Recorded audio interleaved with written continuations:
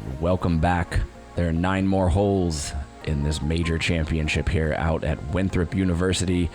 You found Jamie and the Champ here on Spin TV.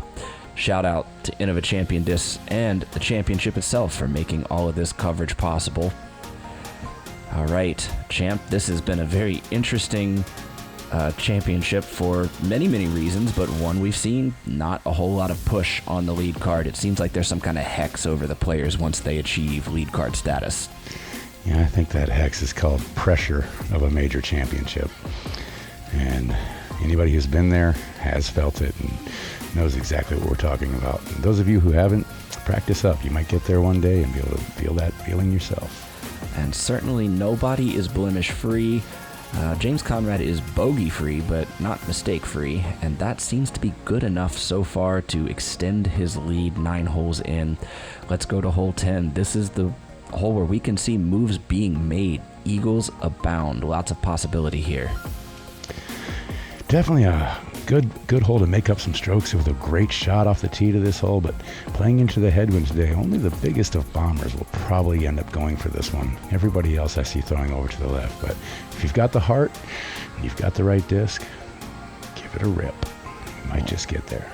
We have a couple big bombers on the card, one with a clipped wing, an Eagle McMahon. Albert Tamm definitely has the power.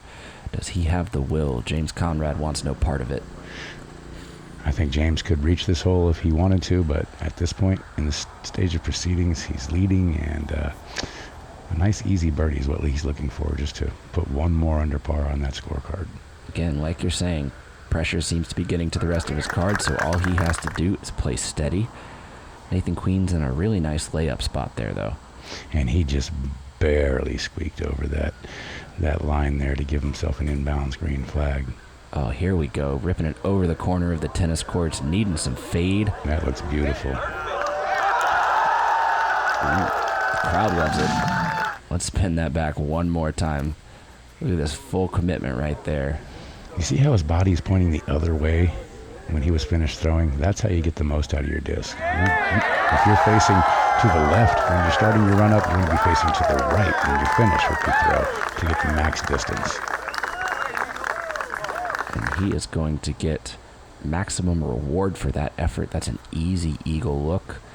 And here's an eagle trying to get an easy birdie. Well, that's slapped down off a tree, and it looks to be in bounds. And he's going to go forehand once again.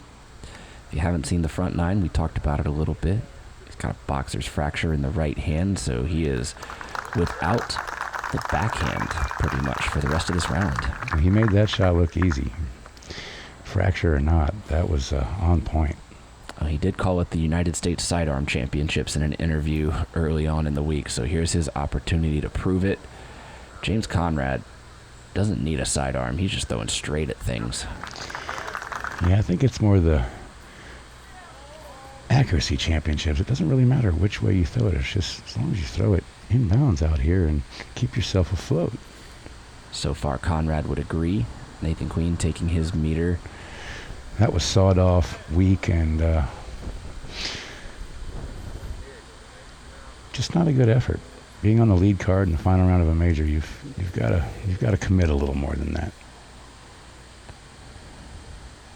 Here he is throwing his 4th.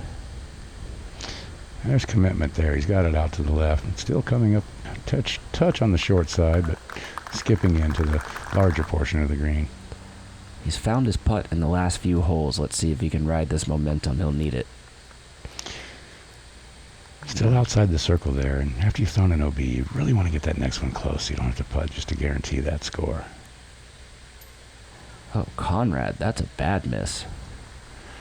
Might have had a little wind in his face on that one to help lift, but yeah, you'd expect him to draw some metal from there. Flag wasn't moving too much. Not normally somebody you see miss high. His mistake is usually low with the way he just kind of line drives his putt behind his body, or in front of his body. That's a very good point Jamie makes. Use your body weight and its momentum to help your putt go in the direction you want it to go. Eagle, birdie, Albert, eagle. Tap in eagle at that. Wow, right on the pink basket. And there's Nathan. big changes this year. The biggest come from holes 1 and 2 are no more. Now the opening to Winthrop Gold will be handled by holes 3 and 4 last year, which are holes 1 and 2 this year. The course has a bit more bite than ever from the start. On the tee of hole 11, the competitor really needs to have his or her game plan. There's a lot of different ways to tackle and beat hole 11, but you want to know what you're going to do before you do it. You can play short left, middle right, or really get super aggressive off the tee. And either one of those can work, but you got to commit to whichever plan you want to do. Because if you go out off the drive, you'll go to the drop zone.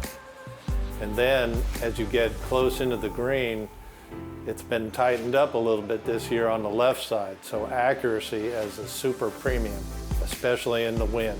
And there will definitely be wind on number 11. Prophetic words from Harold right there, because the drop zone is not a place you want to find yourself in the wind. And we haven't seen much wind out here this week, but today is a different story. There's definitely some wind, and it's into the player's face on this hole. And the Bazooka's choosing to lay up here. And you think that might have been because he eagled the last hole and doesn't want to give something up, because it seems like he could have just blasted it over to that second landing area and had a fairly easy birdie look with the distance he was showing earlier.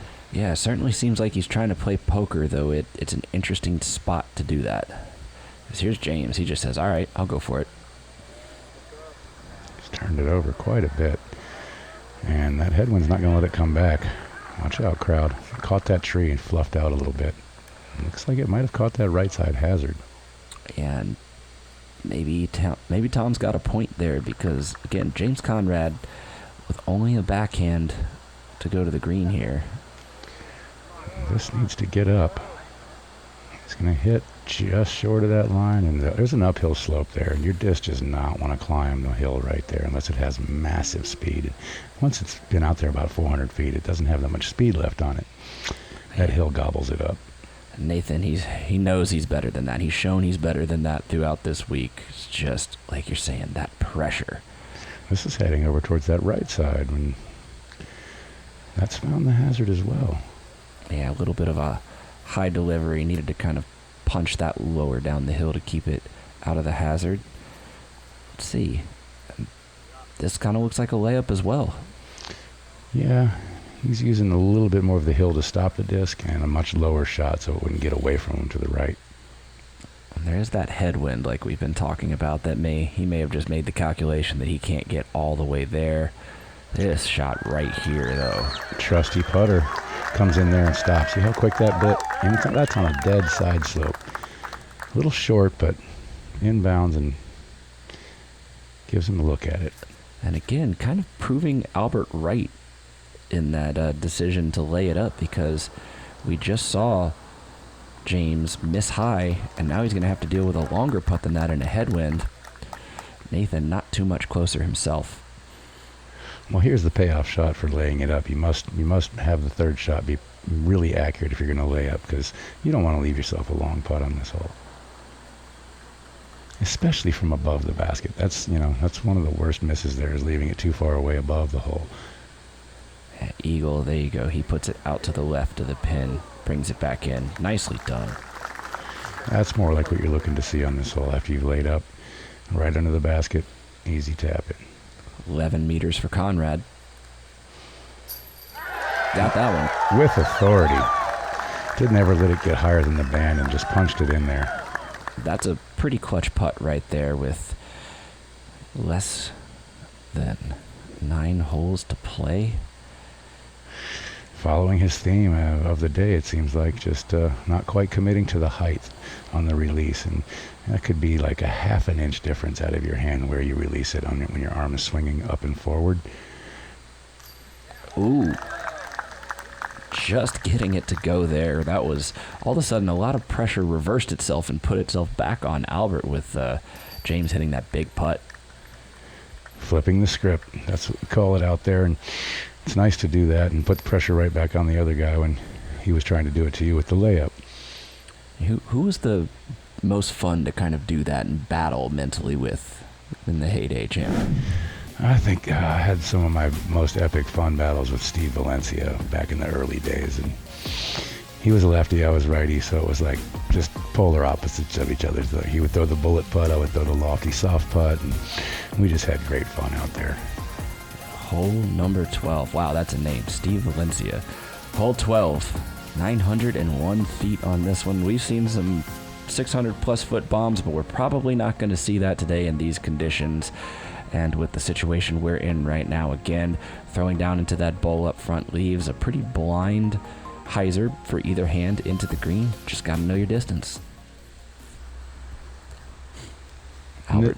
Yeah, this is a hole I would expect him to be going for, because it doesn't buy you much to lay up. If you've got the big gun, you might as well go ahead and go for it. It's the only way you're going to make the birdie. And if you've got the gun, there's a bigger landing area out there for the big guns, which he has found the skinniest part of the fairway. And maybe that might be a testament to the wind we're talking about today. It's not letting them get that long drive. He certainly looked like he committed fully to it. Didn't quite get the distance he wanted. And that's over early. It needs to stay up and go. And he's got a nice skip out of it, but just riding near the line, he's shaking his head no, as if he knows it's in the penalty area.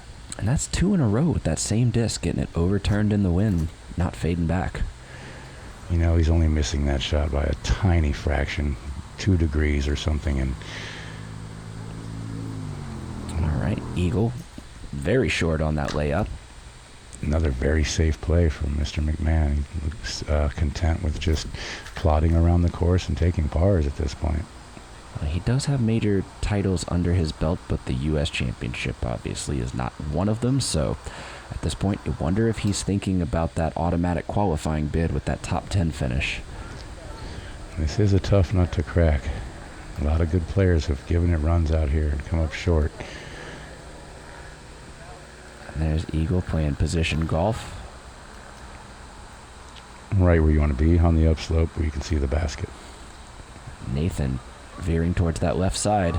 Yes, better watch out, gallery. And he's a bit fortunate to have it fade in just at the right time to stay in bounds and have a nice, easy look at the basket where you can probably see the bottom of the basket from there.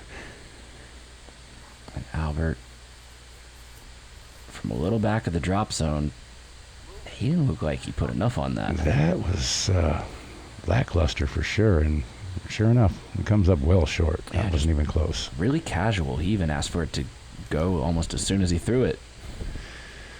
And this looks like more of the same to me. Yeah, it looked like he just didn't give it that pop, that speed pop right at the end.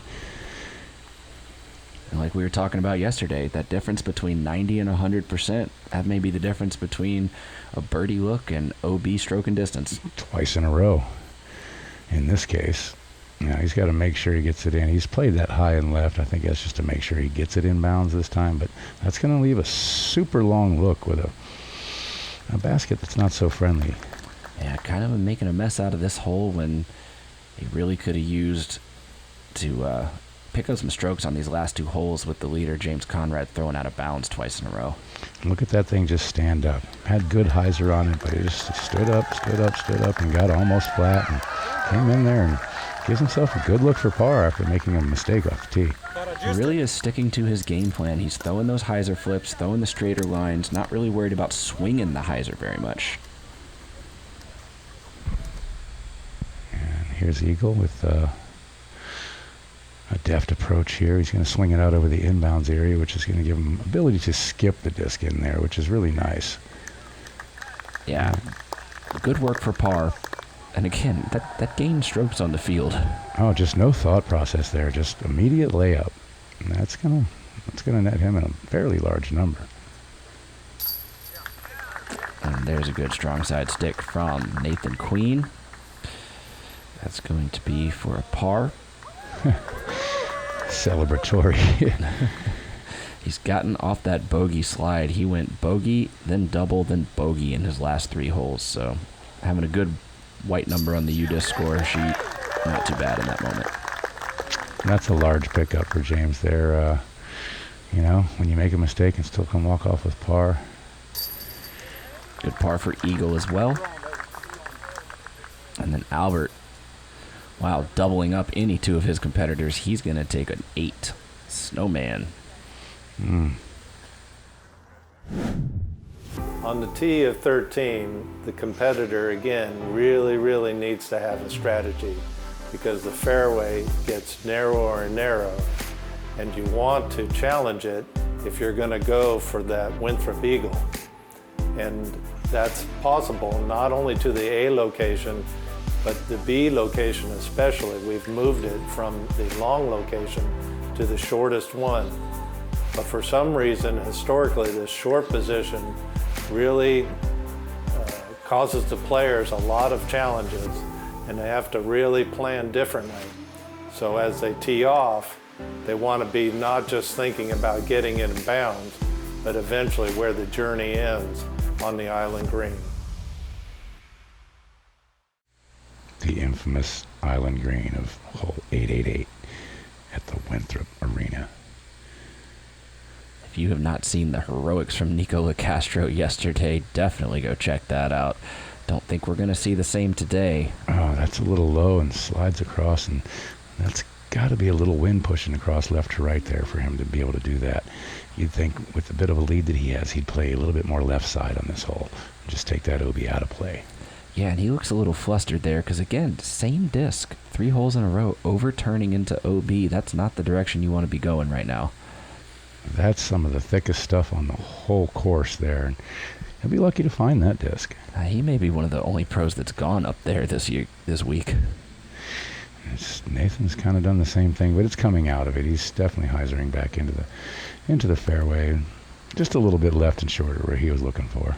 And he's just trying to find anything, just trying to string 2 good shots together in a row right now. Stop this slide. He has not birdied since hole 6. Once again, the right-hand backhand getting down low on the right side, but that one had enough edge on it to fight back into the wind. Yeah, that's a good move by Tamm, keeping that nice and overstable. Let it fade away. Eagle on a bit of safari over here on the left side of hole 13. Yeah, these are taller than he is. And that's just a pitch out. That's all you can do from there. Really no way to make an arm swing through that thicket. Here's second shot from Nathan Queen. Ooh. He's pulled that one over, and he's getting a bit of a break by brushing off the branches there and getting around the cedar tree and staying on top of that OB line and where the pit is right next to that. That was a bit fortunate. Yeah, wall riding a line of trees. I don't know how you teach a disc to do that. Here's James after his OB shot, throwing 3, trying to get up into the preferred landing area, try and save par on this long, tough par 5. Wow, that is a fantastic turnover shot right there. That's indicative of the strength of his game.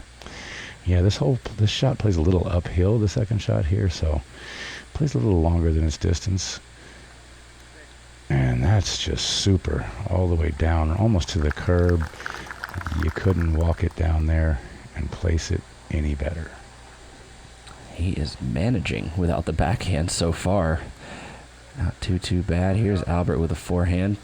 Good dodge, Stan. He's got him on his toes over there, and he's got deep into that landing area. And he'll have options from there with one tree kind of guarding the basket from where he's at. Nathan looking to capitalize on that bit of luck on his second shot. Had to keep it low under the early limbs there, which made him get it nice and flat and let the stability of the disc come back to the basket. And hopefully he can get on a roll here. He's starting to loosen up, it looks like. Yeah, double horns from Nathan Queen. He's got a birdie look for first time in what feels like a long time.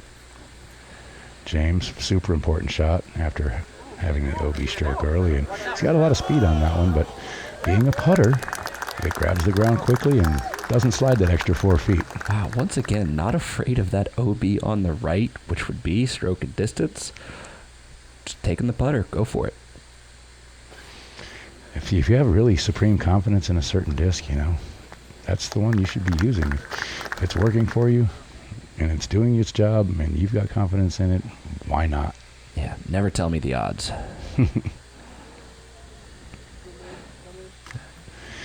Eagle, all right, 7-8 meters left. You would expect that to skip into the right, but it took a little bit of a weird jump there and just left him about the same distance as where it hit. Albert, good deep stretch on that straddle putt. Yeah, that was a nice putt, solid. He definitely has no layup in his putting game. He goes right after those chains. Yeah, he is the youngest member of this card. Eagle pulling a James Conrad from a few holes ago and thanking the flagstick. Very seldomly seen miss from. It looks like he rolled his wrist over a little bit there, and the disc wanted to fly a little lower and down to the right of where it normally would out of his hand. Conrad, not a player that usually shows that the nerves are getting to him. He's usually really steady, and again, he's been in this position before, but even for a player like him, you're starting to see a little bit of these nerves creep in, a little bit less accurate with the putter, but at the same time, his card not able to really punish him for it. Yeah, he's not really getting much pressure from his card mates. We'll have to check the scores later down the stretch and see if any of the other cards are pushing him at all. And of course, our friends over at Jomez Pro have the chase card coverage, so you can watch here, then check out over there, see what's going on back on that card. All right, hole 14 has been a whole lot of fun this whole week. You see downhill, over 400 feet, hay bales to the left, hazard all around, elevated pin, a skippy sidewalk to the right. I mean, what else can you ask for? This green area has a lot going on with it. They've added the bales in, they've tightened the line up, and the sidewalk's always there, waiting for a disc to hit. Give it a good skip. Nathan looks like he's going to drop this hyzer right on it. Yeah, let's see that one more time. He's starting to wake up. It might be too late to win this thing, but he's certainly trying to get that automatic invite like Eagle. That's a pretty nice throw if you like birdies. Here is Albert. Big forehand on the way. High forehand on the way. A little too high, a little too soft, and he caught a little bit of that sidewalk, and instead of getting the big skip off the sidewalk, it gets a giant roll. That's a little unusual. Yeah, that is not something that I expected to see there, and not something he wants to see there. That's going to leave him a long look from outside the circle 2 there. And James Conrad with what else? A putter. A putter, 413 feet, and that's within 8 feet, folks. I mean, look at this. That is such a clean release, just riding a little bit on the turnover, and just a bit of fade. There is a nice tailwind on this hole today, so it allows you to throw a little less this than you normally would on this hole, and it is downhill, so. Supreme trust in his plastic. Yes, and he also noticed there was a little bit of turnover on that shot, pulling it away from the hazard area on the left. Oh! Eagle McMahon, he doesn't need a backhand. He only needs half of his game right now, and he's still about to put this thing in the basket. Wow. Just another couple inches higher, and that probably would have stuck because it looked like it was dead center. Oh, man. You love to see him having fun, and, what else can you do at this point? Just try to give the crowd a show. And he's doing just that. Some big sidearms out there. A little jump layup. Still out. Those tee shots were so good. A layup is still outside the tee shots. Wow. I mean, we spun it back 3 times on one hole. I don't know that I've ever seen that on Spin TV before. Great show on 14 for the entire gallery as the holes begin to run out for the rest of the card. James Conrad, just as the holes tick away, higher and higher percentage chance here that he's going to be your winner, but you never know.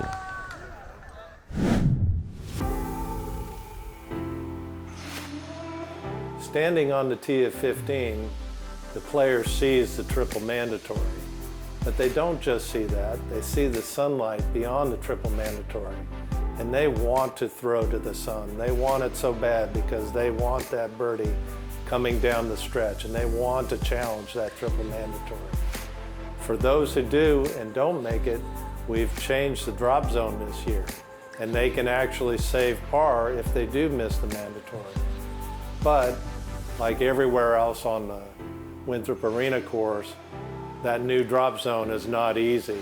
If they go for the birdie, they might miss it and actually be on their way to a double bogey.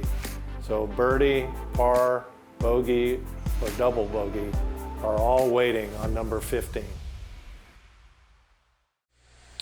Also waiting on number 15, our lead card, as the chase card has moved on to the gettable 16th hole. And there's some movement going on. We'll go ahead and tell you here. That was smashed right up the gut, finishing a little to the right, but staying in the open area. It's going to give Nate a good look at birdie if he throws a halfway decent second shot there. Very technical backhand there, Conrad. This is early left, never got it turned over, never got it in line with the fairway, and he's caught the stuff on the left-hand side well short of the Mando. Sometimes you got to be good like he was on 14. Sometimes you got to be lucky like he was right there. He's hoping that didn't filter in to the left side there. If he gets in there 3 or 4 or 5 feet, it's going to make that next shot very tough. If he's on the edge, it'll be doable. An eagle going all the way to the back corner of the fairway. Not a whole lot of drives find their way there. Albert just misses right. Just a bit of a grip block. Timing was off a little bit, and he'll be heading to the drop zone. James has found the edge here and pulled off a nice little skip shot, and man, he has put that in a great spot. That's fantastic positioning for that awkward footing, and kind of make sure he has to fall right. And as we saw Eagle do the other day, it looks like he's lining up over the top spike hyzer approach from the drop zone, and just quite didn't get it high enough. Those trees are really tall, and they're fairly close to that spot. You have to jack that way up early to get it over those trees, and he didn't quite get it up enough. And he did get it through the trees at least, so he can go more of a low line into the green. And the miss here into this green is left side. If you're going to miss this basket when throwing towards it, you need to miss it to the left because it's far more open over there. Here's Eagle. Oh, he tried to miss it to the left side, but it blasted right through everything, and it's found the back side of that green, which is really treacherous. Lots of trees back there. Again, that overstable plastic he's got to use for his powerful forehand. Again, nobody really getting left enough to get that, confident putt. These are kind of knee knockers here. Yeah, it is super wide open on the left side. I don't understand why they're throwing it right at the basket when they could throw it 15 feet to the left of the basket and have a wide open putt. No need to be firing directly at this basket unless you've just got the perfect opening. James, he did have the perfect opening. Yeah, sometimes you just get caught staring at the chains. Eagle, outside circle 1. Little window. Little camera frame's cool right through. Oh, he had the window, but just not quite enough open space to make it into the chains. Albert from a big straddle. Comes up a little short. Here's another window for Nathan Queen. Oh. Yeah, that's tough. Yeah, that putt would have been a little easier if he was right-handed. He would have been able to drop it over that stalk of the tree. James rewarded with an open putt there. Left side low, but it sticks. And those are moments when you have to capitalize. I mean, he was able to get that birdie on 14, dig himself out of the hole on 15, and that just makes him that much harder to catch, even with 17 and 18 still looming. Yeah, with the few mistakes he's made, he's only coughed up 1 bogey, so he's cleaned up pretty well afterwards. Down here to hole 16. Now, this is a hole that has changed with the development of the forehand game. A lot of the players opting for that left to right swing around the outside, but traditional play, Champ, right where the camera's flying through. Yeah, as you called it, the counterclockwise spin players can hit in the hazard area and skip back inbounds, where if you're throwing a backhand right-hand drive, there's no area to come skipping in. If you go towards the basket and skip, you're skipping into the hazard area. So it definitely plays a little easier with the left to right approach. Nice follow through there from Nathan Queen. Is it long enough? Just a touch short, but he should be able to work with that. Inside the circle, it looks like. And James Conrad, this looks like a down the middle play. Although he does have that turnover dialed pretty well. Yeah, I think at this point you just want to keep it on the straight and narrow and not so high. Yep, keep it low, throw it straight, and let it hit the ground and slide a little bit. Look at the spin. Look at the RPMs on this disc. It slides, but it wasn't quite high enough to make it all the way to the pin. And that could have been his game plan. Just throw it into that area where there's no lines to be worried about. And if you're going to make a birdie, sometimes you have to make it with a long putt. It's not always with the drive. Yeah, and again, with the chase card on 17, big numbers are possible. All the way from 2s to 8s to even higher have been seen in this tournament. Oh, I've seen a 21 on that hole, witnessed it personally, and it was not pretty. The guy ran out of discs and basically had to run down and pick up a disc or two of his own and come back to the tee to finish the hole. Oh my goodness. His score is old enough to drink. It was. I think everybody that witnessed it wanted to drink right after that, too. Yeah, I hope somebody bought him a beer in that moment because he certainly deserved it. Here's Conrad, and look, cameras are going up behind him. I think people are starting to figure out what this putt means. Yeah, there's a sea of media back there and trying to catch him if he makes this one. It's a little low, and again, no damage. Conrad said he was just hoping to have a 4-stroke cushion going into the island. He said that would make him feel comfortable. And he's got more than that on his card, but the question is, what is the chase card doing? Somebody's got to be doing something back there. Good putt from Nathan Queen. I mean, he's really had a rough go of it, but he's birdied 3 out of the last 4 holes. He's coming on strong at the end and trying to get into that guaranteed qualification for next year and top 10 finisher. And there's Albert Tamm for his par. Two-handed putt. Ooh, hey, just make sure it goes in. Oh, little trickery there. He caught it. Move on. Kevin McCoy from Inamadis. Paige Pierce walking with the tournament leader at this point. Long walk down to 17. So the player has just completed hole 16, and they have a long walk from 16 to 17. And that walk is part of the design. It gives the player a chance to think about the most important hole in their whole round. They've worked so hard, and they can be a hero or disaster can wait on hole 17. And hole 17 is perhaps the most famous hole in disc golf because it gives players a chance to be spectacular or to have a spectacular disaster. But either way, the players are living life as they're on the tee pad of hole 17 like they've never been before. Well, we have seen leaders rise and leaders fall on this tee pad. Luckily, James Conrad does not have to go first. It is going to be Nathan Queen. Though he won't get much of a read because Nathan's throwing a left-handed backhand shot, and it wasn't well thrown either. Very short. Even the skip didn't even get to the bails. Yeah, almost looked like he was going for a skip there, but kind of surprised it wasn't faster or more overstable disc in his hand. Yeah, throughout the years, seeing many players throw out of bounds on this hole, the tendency is to miss short more than long. So if these players know that, they'll commit a little bit more and put a little bit more speed on their disc.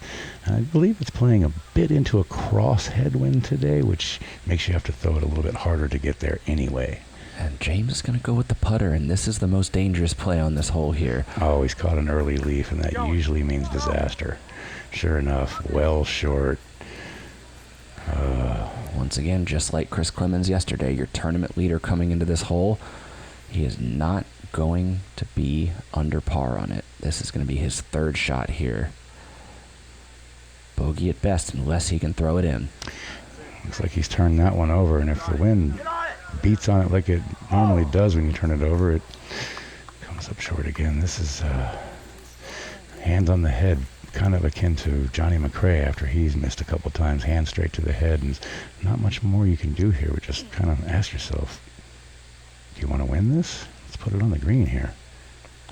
This is James Conrad. If he can't get on the island here, he could be in big trouble. Oh, by less than a foot over top of those bails, but does successfully find the green. And the situation on the chase card is getting even more interesting. James Conrad has thrown 3 shots out of bounds. He has players on his heels. Oh, that didn't get there either. Wow. There must be a really strong wind pushing to the right there because that thing just fell out of the sky to the right. And again, this low ceiling forces the players to really commit to throwing it at the water. And it also, the protected nature of it means you can't get a good wind read unless you walk out and really feel it. It does tend to swirl and gust in this area. You're down in the valley of the lake, and there's hills around you, so you're right, Jamie. It's hard to get a read on this hole. And Albert finally getting it onto the island on the third try. 249 feet, folks. This hole is playing super tough right now. And there's Eagle. Good number. Out wide to the side you need to be. And that's how you do it. If you're trying to get just on the island to make a 3 on this hole, trying to preserve some type of lead at the end, just throw it to the backside, right side of the island. Don't just try and make it barely over the bails. Get it out into that backside, and you'll have a lot better success rate. And this will be James Conrad for his 6th, I believe. Left it a little wide, expected the wind to maybe lift it and bring it in, and he's going to have to settle for a quadruple bogey there. And he's just got to wonder, what is the chase card doing on 18? Because right now he's dropping back to 19 under par. And that is, I mean, he was the only player in the field in the 20s under par, and all of a sudden that has been erased. Definitely let quite a few players back into the mix with that. Great putt there from Nathan Queen. He's going to salvage a bogey out of that. Eagle carding the lone par on this hole, and out of a lead group, you wouldn't think you'd be saying that on a 249-foot hole. No, they are a whole bunch of strokes over par as a group, and there is one more grueling hole left to play.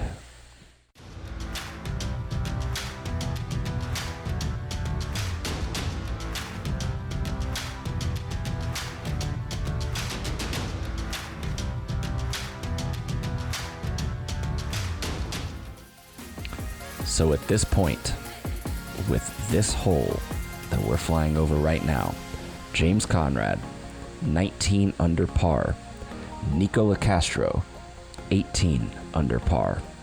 Jeremy Colling has found his way to 18 under par, and Chris Clemens is up by the green with a Circle 2 bid to go to 18 under par. If James Conrad takes a bogey on this hole, we are headed to a 4-way playoff with 2 of those players already having this title under their belt. And they are already in the clubhouse. Their scores are finished, so they're guaranteed 18 under par. I think Chris still has a putt left, as you said, to get to that number. And this is ripped. Wow.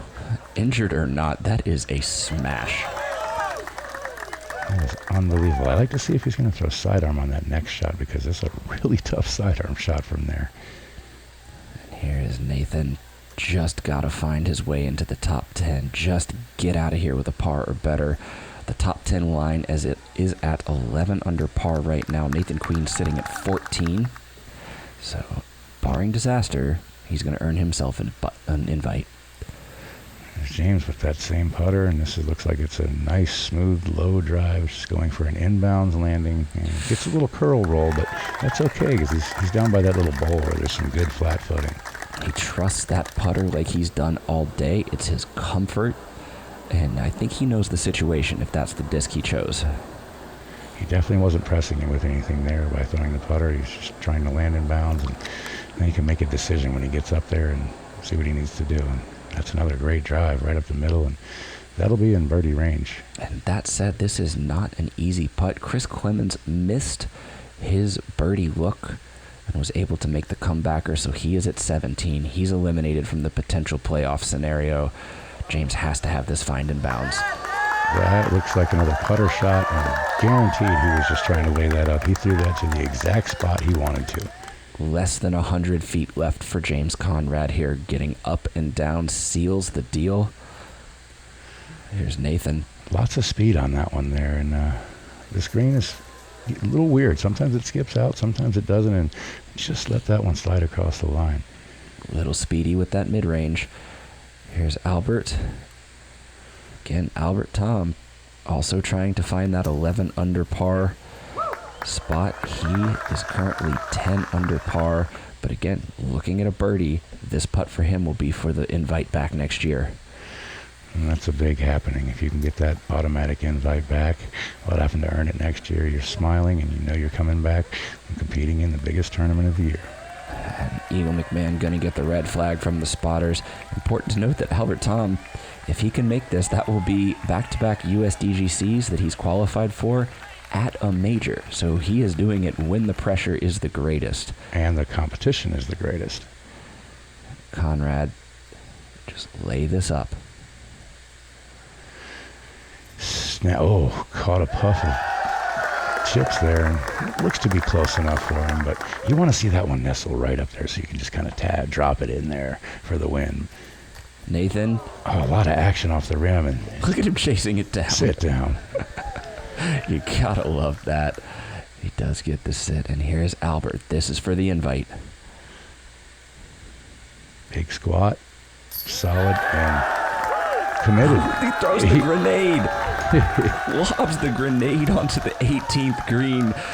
Go get it, young man. What a putt in that scenario. Great solid putt for Eagle right there. Nathan Queen with the etiquette. And one more knee knocker for James Conrad. He only has one Pro Tour victory in his career.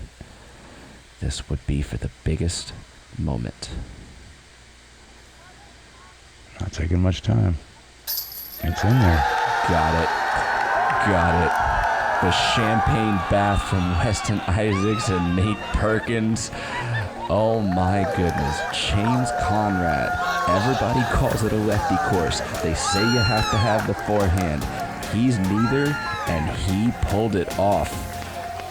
Some love there from your 2017 champ Nate Sexton, and my goodness, what have we just seen here?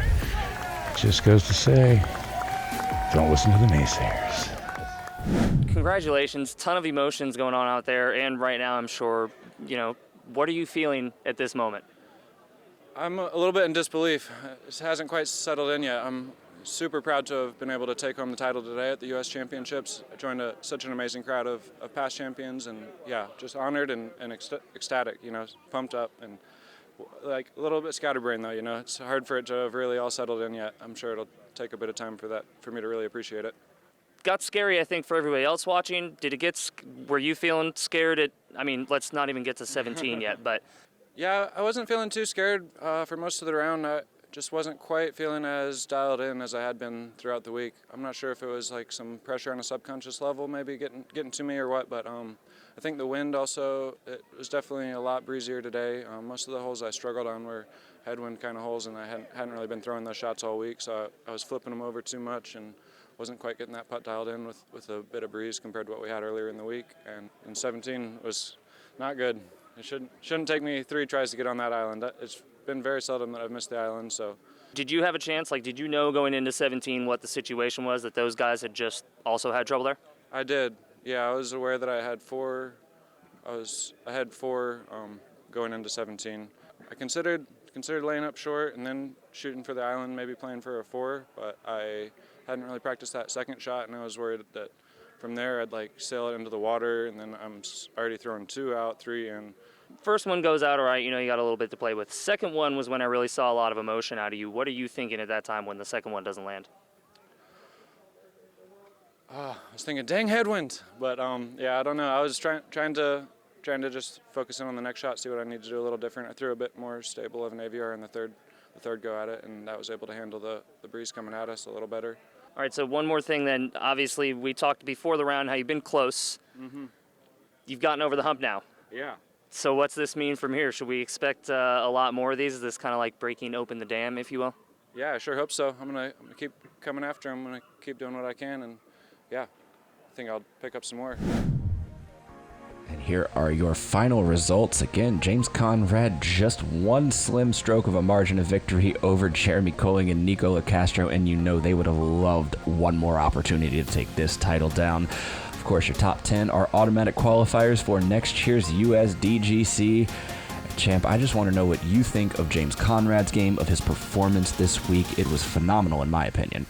I love his game. It reminds me a lot of my game. Neutral throwing discs, not much of a long sidearm, but pretty much every other trick in the bag, and loads of confidence, and that's what you need to play well. It's a physical game, but it's also very mental. And if you're confident in your abilities, you will do well. And you've heard it right here. That's it for everybody. Jamie and the Champ on Spin TV.